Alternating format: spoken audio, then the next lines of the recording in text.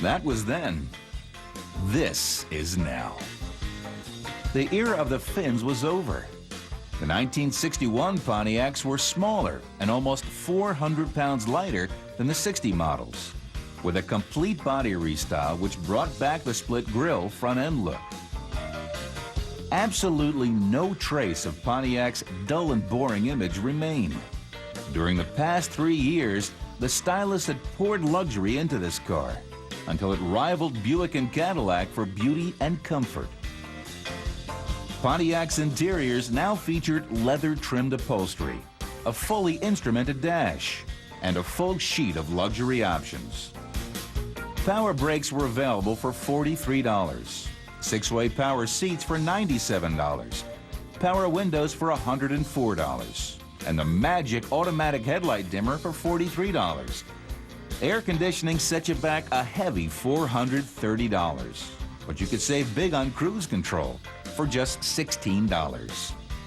But even though the cars were becoming luxurious, Knudsen continued to dance with the ones that brought him to the party, those powerful engines. After 5 years of R&D, Pontiac's engineers delivered the magic bullet that Knudsen had been waiting for, the 421 Super Duty engine. This was the crown jewel of the Super Duty program, and it was a no-holds-barred racing engine. With a Ford steel crank and rods, the McKellar solid lifter cam, special 13-to-1 compression cylinder heads, and 2 Carter AFB 4-barrels on a special aluminum intake manifold, this barn burner was rated at 405 horsepower. The little motor that had started life as a 287 cubic inch boat anchor was now the meanest engine in the auto industry. In the 5th year of Bunky Knudsen's 5-year plan, it had all come together. Pontiacs won 21 of the 51 Grand National events that year, and the factory drag racing teams were dominant. Sales were up, and by 1962, there was no more talk from the GM brass about closing Pontiac down.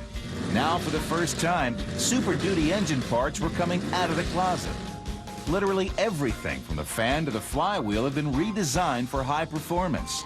Now, having a race-winning Pontiac was just a matter of choosing the right combination of factory parts. The Super Duty drag racers had another speed secret in 1962, lighter cars. We'll tell you all about it when the American muscle car returns.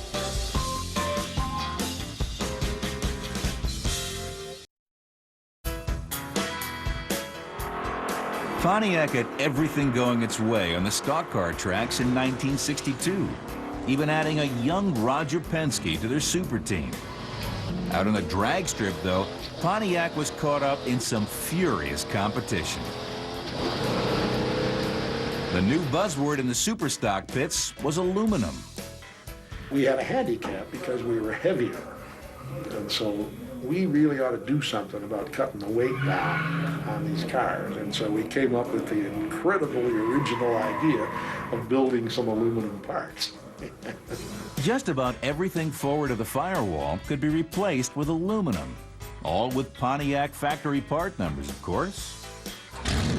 Pontiac racer Bill Blair has restored several aluminum-nosed factory race cars. He has to be careful of the thin metal, even when working on them. Now, you could bend them, change the spark plugs, and you have to reach up under and push the fenders back out. By now, of course, thanks to Pontiac's drag strip success, the Super Duty Cat was clearly out of the bag, which meant with enough money and the right part numbers, you could have your very own 421 SD Catalina, if you didn't mind getting it in kit form. You could go to a dealer and order out a Super Duty car. You got the car built with Pontiac's highest production engine, highest performing production engine. Then you proceeded to buy the parts over the parts counter. The block, the crank, the heads, the rods, the pistons, the intake manifold, the exhaust manifold, the valves, everything. And literally assembled it on your own. Going into 1963, the trend toward lighter cars continued. But there wasn't a part on the car that hadn't been lightened, except the frame. Enter some truly incredible cars, the Swiss cheese Pontiacs. Drilling a few hundred large holes in your car's chassis might not sound like a good idea to the average car owner, but it was a great way to go faster. Every pound saved made the car quicker, and that's all that counted. Those cars, I think they got about 40, 50 pounds out of the frame by stamping the holes in it. And Roger Huntington saw it, and he just named it looks like Swiss cheese, and that's the reason they call them Swiss cheese cars. But the most awesome Super Duty car ever built is this one. This is the 1963 421 Super Duty Tempest. 13 of these cars were built with aluminum front ends and a special transaxle called the power shift transmission. These little Tempests could run in the low 10s at almost 140 miles per hour, but you had to know how to drive them. You come out about a car length and you can feel the car, take a hold, and then you can go ahead and open it wide open. And from then on, all you did was pull the lever. The Super Duty Tempest was the last blast of all-out racing technology from the Super Duty group, which was about to receive a surprise from management.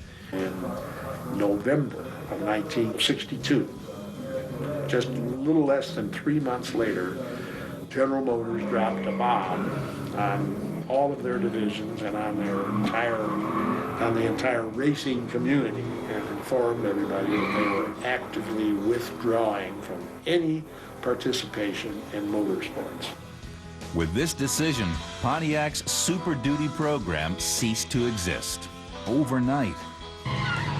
But thanks to the momentum from the Super Duty cars, two wonderful things happened. The first, of course, is that Pontiac survived. The other is the car which picked up the excitement of the Super Duty cars and took it to the streets, the '64 GTO. So what they forced Pontiac to do was to take their performance off the track and put it on the street. By the time the first GTO rolled onto the streets, Bunky Knudsen had left Pontiac to become the president of General Motors. But Pontiac lovers everywhere will tell you that Super Duty still lives. It's a part of Pontiac's heritage, just like wide track. Bunky Knudsen's 6 years at Pontiac did more than rescue the division. It gave them a corporate mission they still pursue today: excitement. Thanks for watching, and please don't crush them, restore them.